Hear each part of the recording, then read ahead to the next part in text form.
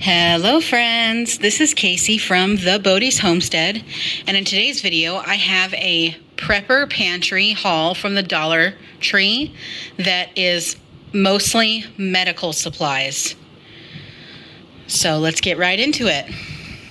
I picked up 2 of these alcohol 2-ply prep pads, 2 boxes of wicks and absorbers, gauze pads, small, 2 containers of A&D. We have very dry skin in this house. My whole family actually has eczema.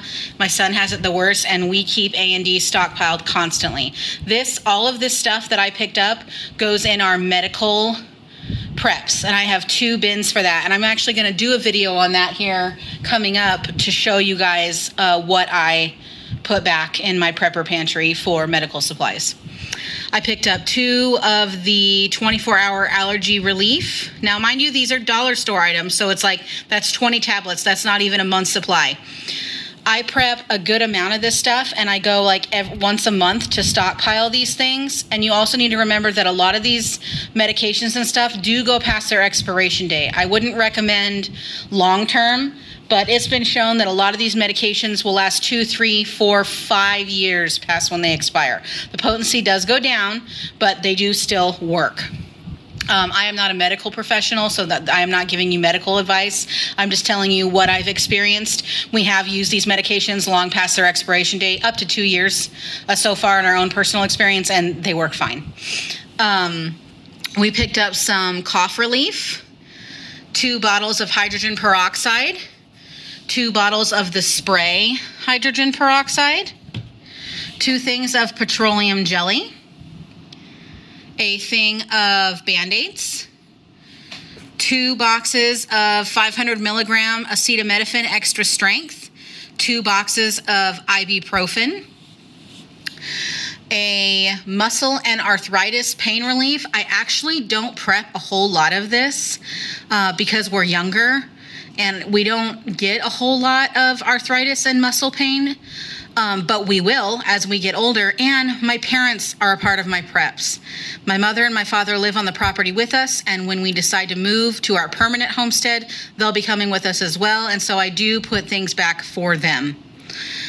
I picked up 2 of the Stay Awake caffeine alertness aid. That is a serious preparedness item. If for any reason you had to stay up all night long, maybe you're on watch, or something, maybe there's crime going on in your neighborhood, or you were on tornado watch or some sort of fire watch or something where you needed to stay awake, these are great. And it doesn't have as much junk in it, obviously, that a energy drink has. In fact, let's take a look.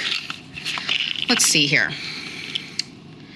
All right, maybe it does have some junk in it. Oh my gosh, Red 40, geez Louise.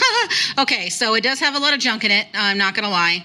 But I still think this is an important prep, and I'm going to tell you right now, if you were super sleepy and you needed to stay awake, these work. So it's still a prep worth having. If you're in an SHTF, you're not going to care about what kind of junk's in what you need. You're just going to use it. Okay, so here we have some triple antibiotic ointment, 2 packs of those. I picked up 6 bars of the Irish Spring Classic bar soap. Some of this stuff isn't as much medical as it is just preparedness items to have, but it is medical related in my opinion. So zip ties, you never know what you might need this for. It could be putting up a prep room, like to have someone who's sick, maybe need to zip tie up tarps to actually make a medical room for them to be in. I got 2 lighters. This is just a general prep, not so much medical related, other than, of course, if you needed a fire source for something. Maybe you have to cauterize a wound. Maybe, you have to keep warm because someone's sick, or, you know what I mean? There's a lot of uses. I picked up some cordage, some jute twine. This is not the strongest stuff in the world, but it will get the job done if you need to tie something together. I picked up some hair ties. Believe it or not, if you have longer hair and your hair is in your face constantly while you're trying to work, or if you were doing something medical and needed your hair out of your face. Same thing with the bobby pins. Believe it or not, these have a ton of uses, not even medical, so it's nice to just have these as a prep. And then I actually picked up these 2 things here to put in my bug out bag, which I'm also going to do a video on.